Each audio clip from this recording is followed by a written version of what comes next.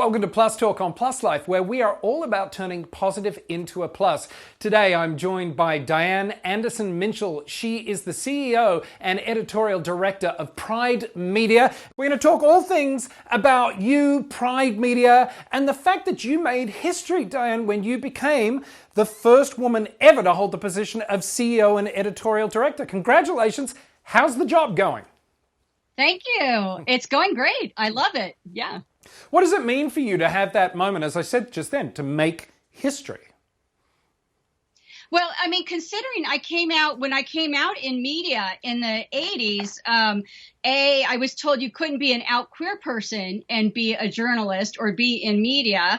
And then I was also told you couldn't have a career in LGBTQ media. And I was also told, there weren't very many women, so you had to always do what the boys did. So being able to, which I totally did, every 2-martini lunch I was there, I did everything the boys did. So to me, it feels like really exciting to be at this pinnacle of sort of the intersections of no and kind of breaking through that.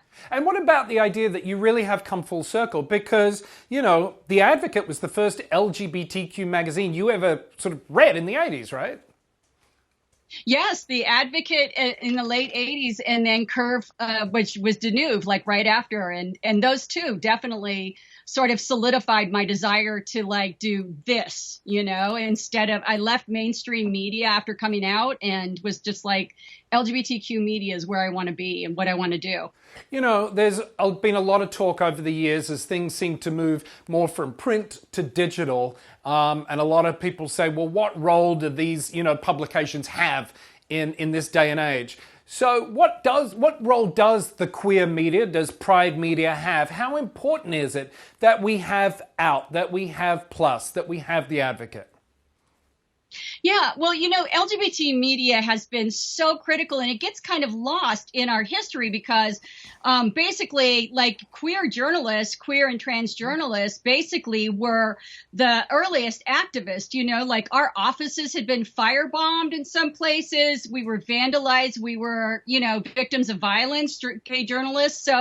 So we've actually been some of the earliest activists after, prior to Stonewall and beyond. So, and today it's still really relevant because while you might find Ricky Martin in People magazine, you're still never going to find somebody who's covering really the depth and breadth of our communities, lives, and our issues the way that LGBTQ media will. Yeah, and prior to your current position, you served as the editorial director for The Advocate and Plus magazine, which is a huge and really important HIV magazine.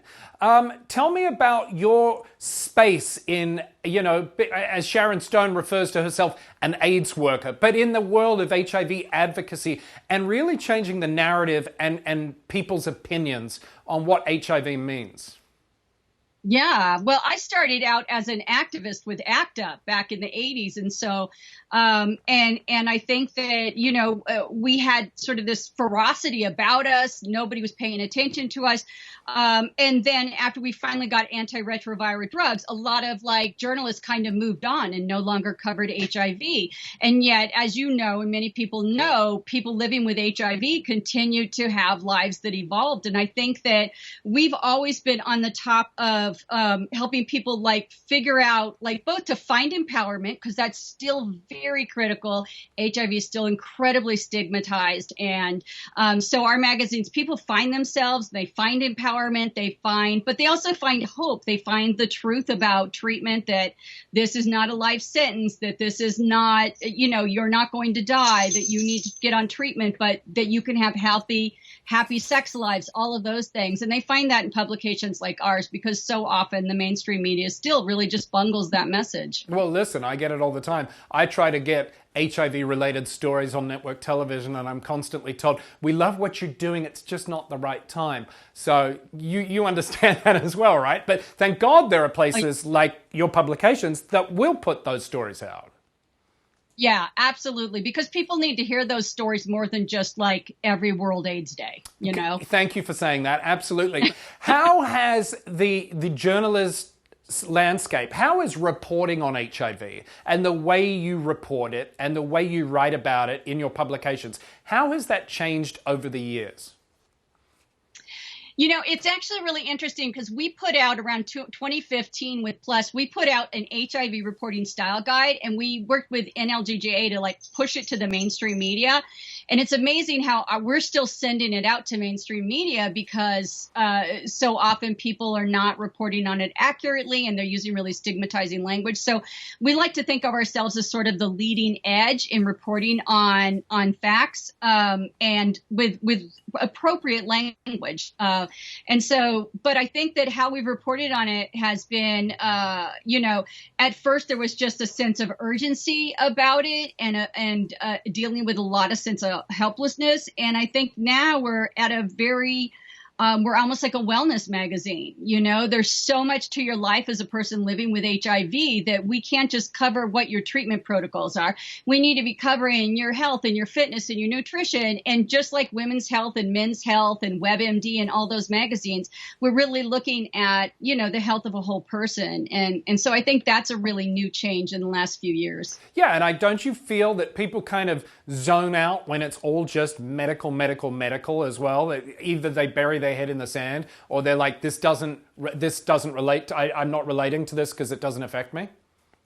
Well, that's one of the things we find a lot too, is that people report on stuff often like they're medical journals. And I'm always saying, so I'll go to my young writers who are first doing pieces and I'll say, what does this mean? And they'll say, I don't know, because they've just rewritten a press release or a medical journal or something like that. And I'll say, if you don't know, our readers don't know. Write this for somebody with a high school education, and then get back to me and explain to me what it means. So I think that even taking the medical information, and I don't like to say dumbing it down, but definitely making, bridging that gap between all of the science and the doublespeak that you have in the medical community and making that understandable, like by just your ordinary person. Well, yeah, and that's what we try to do here at Plus Life too. I'm constantly saying in meetings, once you start talking numbers and all these things, it can woof out of my head.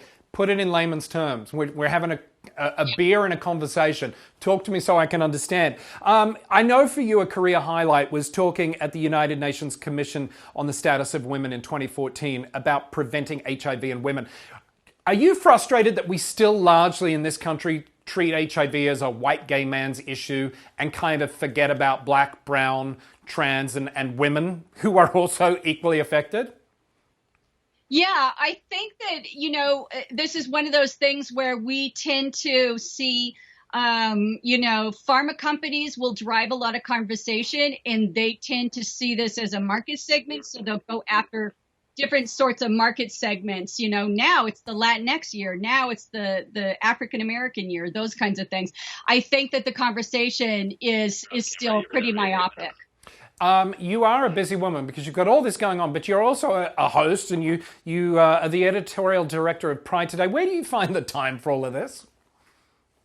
I really don't. I don't sleep. We work 14 to 16-hour days, but I have a really supportive spouse who does more than the lion's share of work. So, what inspires you, Diane? Oh gosh, you know what? I'm supposed to say young people because they really are, these great. I have a great hope for stuff like that, and I know I'm supposed to say that, but and it's true. That is really true, but it just sounds so trite when you do say it. But I think actually just seeing change and evolution is really inspirational, especially if you look at where we were in the 80s. I was telling somebody yesterday, I've been married to the same person 5 times, each time seeking more and more legal equality. And I remember in the late 80s, we were just trying to argue for each state to pass a domestic partnership law. Like at the time, I thought that was the highest we could possibly achieve. And now marriage equality isn't just lay of the land, but it's like widely embraced by young people in particular. So I am always excited by the evolution of where we've come and where we're going and the intersectionality with which we're moving this movement today. And with a crystal ball looking to the future, where do you hope we're going in the queer media space, but just in general for how we live our lives? What do you hope? What do you see as you put these stories together and you build these publications? Well, I think I see, what want is, right now, almost 50% of Americans are still closeted at work. I'd like to see a future where people don't just see themselves on TV, but feel safe enough in their private lives to take their full selves to work the way they can with my company. I would like to see the evolution of our rights where it doesn't feel like it's cyclical and every 4 years it could be taken away from us. So I think the widespread adoption of that and perhaps the going away of the old guard of the Mitch McConnells of the world. Well, and that is where we will leave it. End on a high note. Diane Anderson-Minshall, it was so great to see you. Thanks for taking the time to chat with us. Thank you so much. Thanks for having me. Absolutely. You're the best. That is all the time we've got for this episode of Plus Talk. If you want more information, be sure to check out the website, pluslifemedia.com. And remember, you can follow us across social media platforms. We are at Plus Life Media. Until next time, stay safe. Keep washing your hands. We'll see you next time.